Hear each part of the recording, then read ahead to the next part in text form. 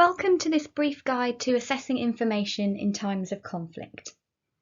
In this video, I'm going to explore how we can approach information and guard against misleading narratives and disinformation in times of crisis or conflict. This guide without audio is on the school library's Instagram account, @King's School Library, so you can save it in Instagram if you prefer. When conflicts arise, it can be unsettling for everyone, even those who are not directly impacted by events. It's natural and normal to worry. Often we become fixated on the news sites and our fears become stuck in our head and can overwhelm us. We continuously scroll, drawn into the situation, wanting to know more and more. If you're feeling overwhelmed by something, the best place to start is to share your feelings. Talk to someone you trust about how things are affecting you. And just know that, in all likelihood, you're not alone in feeling this way. To a certain extent, knowing more about what's going on can often help allay some fears and can provide perspective to counter any anxiety. It may help to focus on the positive support, aid and interventions being made, rather than the devastation, brutality and unforgivable actions. But remember, anxiety loves attention. The more attention you give your anxiety, the bigger it grows. So be careful how much attention you give to information. Try not to focus on the anxiety. And make sure you're not neglecting other things you enjoy, like spending time with friends, keeping up with hobbies, and relaxing. When the worry or anxiety surfaces, it can help to acknowledge it and then let it go. You might like to imagine your worry is playing out on a screen. You're watching the worry, but you're not the worry. You're separate from the worry. You have the power to get up and walk away. It can also help to write the worry down. Give it a few minutes to acknowledge it. Take a few deep breaths to situate yourself back in your body, and then rip up the worry and throw it away. So how should we talk about the news? The Educate Against Hate website is a really useful resource when dealing with issues relating to conflict. In a post linked below, Tom Biggleston encourages us to establish the facts, use trusted, reputable sources that explain the what, when, why, and who. Don't be afraid to challenge incorrect or misleading information. If you spot harmful disinformation, present evidence for the facts and outline how a conspiracy theory may have begun or why it's unfounded. Explore a range of diverse perspectives. Consider the different voices, ethnicities, or perspectives affected by the events. How do their views differ from one another? Show solidarity with potentially marginalised voices and ensure it's not left to a particular person to stand up for a minority viewpoint alone. Ask yourself, what are the consequences for people in this situation? Who has the power in the situation, and how is that power being used to influence others? Be comfortable not having an answer for everything. You don't need to have an answer for everything. News is ever-changing and you may not have up-to-date information on every story. You may not have enough experience or expertise to provide a flawless analysis of the events. In many circumstances, there is no one right answer. Accept that, at best, all you may be able to do is to challenge assumptions, correct misinformation, and protect the values you hold most dear. Encourage helpful and considerate debate. It's okay to clash ideas. A difference of opinion is something that can be embraced. Debates can be respectful without being personal. Rather than saying, "I disagree with you," say, "I disagree with that idea." It's really important to avoid conflating the person with their ideas, and is the only way to successfully change hearts and minds. And remember, labelling and stereotypes can be dangerous. When countries or sections of society clash, be sensitive to the complexities at play. Don't assume that because someone is from that particular place or has connections to that particular social group, that they represent the events themselves, or that they're supporters or enablers of the conflict. Often they are or will become victims of the events themselves. Misinformation and disinformation, things like conspiracy theories, propaganda, fake news, alternative facts, are particularly prevalent during times of conflict, and there can be real risks that come from sharing misleading narratives. But how do you know who to trust? Do you regularly visit a broadly trustworthy news provider and trust their long-standing reputation? Do you go to the same sources as your teacher, your parent, or peers? Do you read a variety of viewpoints on a story? Or do you just go with what feels right? How do you guard against a generally trustworthy provider getting it wrong every once in a while, or standards slipping over time? How do you think independently and not just consume the same media those around you do?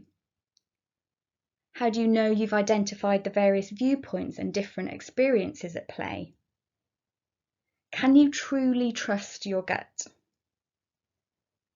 How can you tell if an information provider is deliberately manipulating your instincts for personal gain? News information can be much more tricky to assess and verify than other types of information. Sometimes reputable news sources get it wrong. It can help to compare different news providers and keep an eye out for similarities and differences in how the story is being reported. Consider, does the news provider offer a way to provide feedback? Do they allow comment? Do they support free speech? Do they publish corrections when they're wrong? Are these corrections visible or hidden away from view? You should steer clear of sites that use clickbait or sensationalise headlines and content to drive up engagement.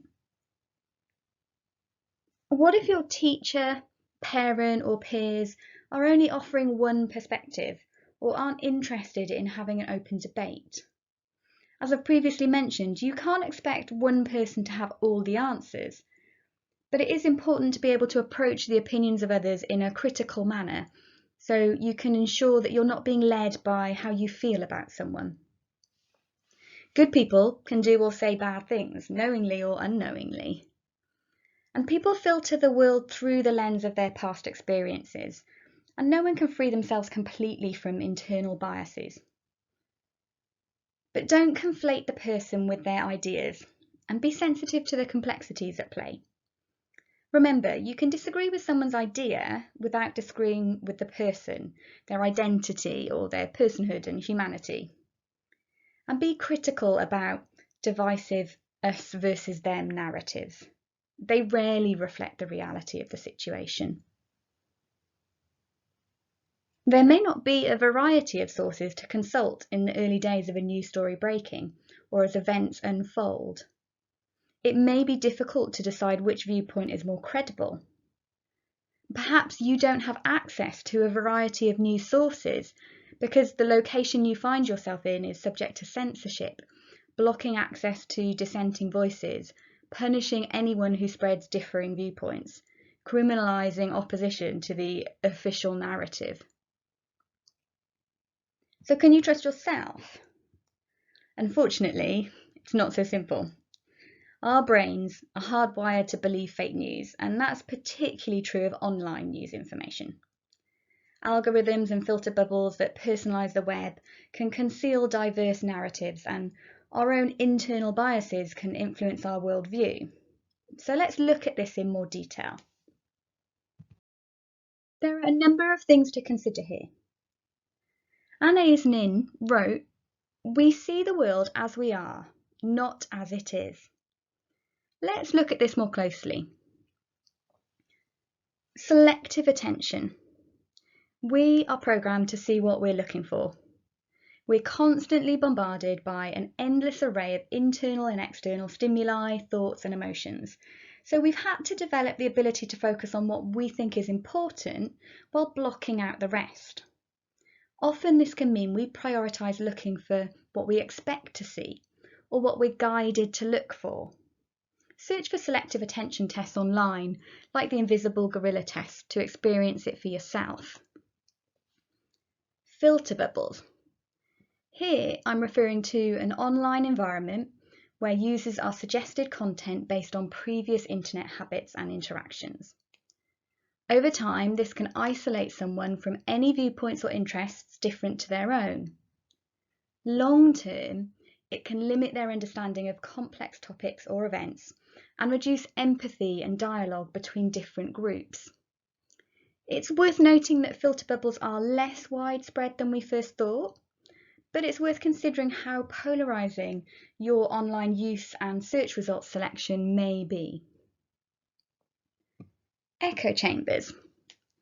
Even if you manage to avoid filter bubbles by adjusting settings in your browser, searching in private windows, using shared devices, you can still fall foul of echo chambers. These are social spaces in which ideas, opinions and beliefs are reinforced by repetition within a closed group. This group might be your immediate family, your school environment, your peer group. If you're only exposed to a limited or biased worldview, it can be hard to see things you've never been taught to look for, or difficult to hold a different opinion amongst a bombardment of opposing voices who all confirm each other's same opinion. Emotional manipulation. Appealing to people's emotions rather than getting them to think things through. Enragement equals engagement. We see this often with propaganda and with social media's reliance on likes, analytics and metrics. Sensationalism, novelty over newsworthiness and clickbait are all ways in which our attention is hacked, particularly online, to keep us engaged. Consider a conversation in which everyone agrees. It's probably quite a short conversation and quickly moved on from. However, consider a conversation in which opposing parties are enraged by each other. Arguments are made, inflammatory comments thrown back and forth. Each party repeats their position in varied ways in the hopes of persuading the other, in the hope of finding confirmation of their beliefs in the arguments of the other, in the hope of winning the argument. When emotions are high, enragement pretty much guarantees engagement. So if you want to ensure that your platform elicits engagement, there's a surefire way to achieve it. For more on this, you can see the work of technology sociologist Zeynep Tufekci, who examines how recommended videos on platforms like YouTube gradually and almost imperceptibly drive viewers towards more and more extreme content to elicit that hit of emotional engagement. So over time, selective attention, filter bubbles, echo chambers, emotional manipulation tactics, all these things can combine to create a strong confirmation bias. That's the tendency to search for, interpret, favour and recall information in a way that confirms, supports or overvalues your prior existing beliefs and minimises contradictory evidence. When new information conflicts with pre-existing understandings in an uncomfortable manner, we call this cognitive dissonance. When we experience this clash of cognitive dissonance, we usually reject, debunk or avoid this new information that's inconsistent with our current worldview. Cognitive dissonance can happen on an individual level or on a systemic level, and it's very common when we have strong beliefs towards, say, a particular political leader or ideology. Where you feel an irrational discomfort towards a new idea, ask yourself why that might be. What is being triggered there? We can all think of past behaviours and attitudes that we are thankful to have changed.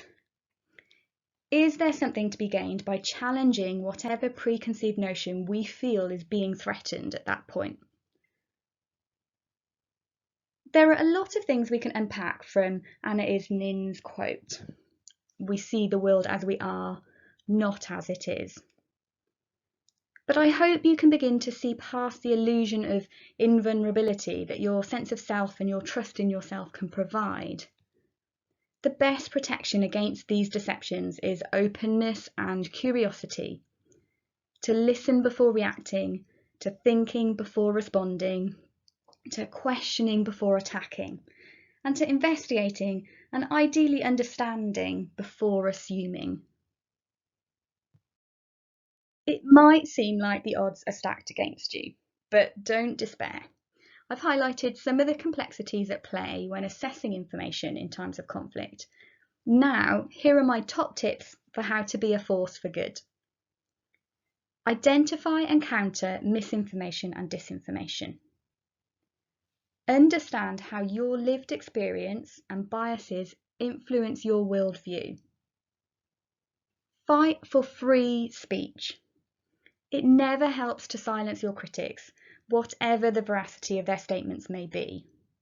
Voices may be silenced, but the ideologies remain, just under the surface, directing actions and waiting for a more receptive and amenable ear. Respectful debate supported by good information is always the best way forward.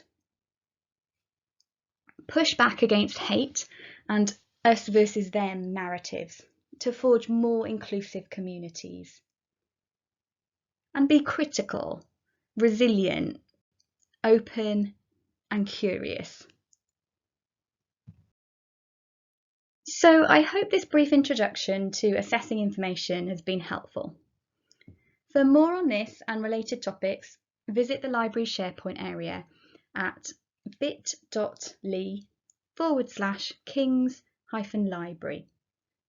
Or for those of you who are not King's staff or pupils, check out our other YouTube guides on our channel. I hope that everyone watching this is safe and well. And remember, if you stay curious, critical and compassionate when faced with challenging narratives in times of crisis and conflict, you won't go far wrong.